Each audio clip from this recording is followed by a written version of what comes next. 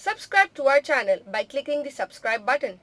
Click the bell button and enjoy the latest uploads from our channel. الحمدللہ رب العالمین والصلاة والسلام علی سید المرسلین اما بعد. ایک بہن سوال کرتی ہیں کہ وہ حدیث جسے جناب ابو ہریرہ رضی اللہ تعالی عنہ اور ام المؤمنین عائشہ رضی اللہ عنہا روایت کرتی ہیں اور امام ابن ماجہ نے اسے اپنی حدیث کی کتاب میں درج کیا ہے، جس کا مفہوم یہ ہے کہ نبی علیہ الصلوۃ والسلام 2 قربانیاں کیا کرتے تھے اور آپ ایک قربانی اپنی امت کی طرف سے کیا کرتے تھے اور دوسری قربانی آپ اپنی طرف سے اور اپنی آل کی طرف سے کیا کرتے تھے. تو بہن کہتی ہیں کیا اس سے یہ ثابت نہیں ہوتا کہ میت کی طرف سے قربانی کرنا درست ہے؟ تو گزارش یہ ہے کہ صرف میت کی طرف سے جانور ذبح کرنا قربانی کے طور پہ یہ چیز کسی صحیح سند سے نبی علیہ الصلوۃ والسلام سے ثابت نہیں ہے، اور اس بارے میں جو روایت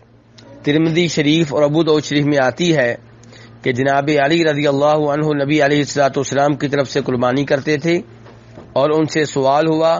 تو انہوں نے بتایا تھا کہ میں ایسا اس لیے کرتا ہوں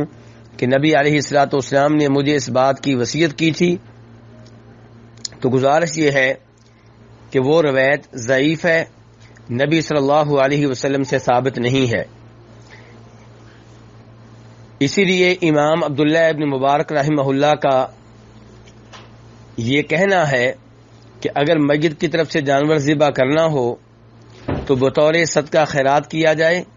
بطور قربانی نہیں، کیونکہ میت کی طرف سے صدقہ خیرات کرنا حدیث سے ثابت ہے، لیکن قربانی کے طور پہ میت کے لیے جانور ذبح کرنا یہ نبی علیہ الصلوۃ والسلام سے ثابت نہیں ہے. رہی وہ حدیث جسے امام ابن ماجہ نے اپنی کتاب میں درج کیا ہے اور جناب عائشہ اور جناب ابو ہریرہ نبی علیہ الصلوۃ والسلام سے روایت کرتے ہیں کہ آپ 2 جانور ذبح کرتے تھے، ایک اپنی امت کی طرف سے اور ایک اپنی طرف سے اور اپنی آل کی طرف سے. تو اس سے یہ مسئلہ ثابت نہیں ہوتا کہ میت کی طرف سے قربانی کی جا سکتی ہے، کیونکہ اس میں یہ ہے کہ ایک بکرا امت کی طرف سے. اب امت کے وہ لوگ اس سے مراد ہیں